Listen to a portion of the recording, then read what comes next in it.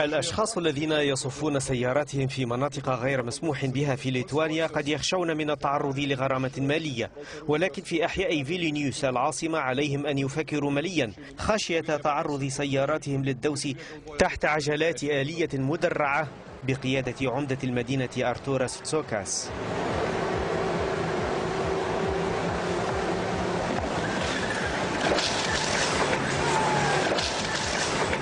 هذا تحذير لكل من يعتقد أنه فوق القانون بحسب العمدة، وتذكير بأن المكان المناسب لصف السيارات هو المرآب. المقاربة القاسية لعمدة المدينة وجدت استحسانا لدى الناس، إلا أن العمدة لا يرغب في تكريس هذا السلوك مجددا ليرغم المخالفين على احترام القانون.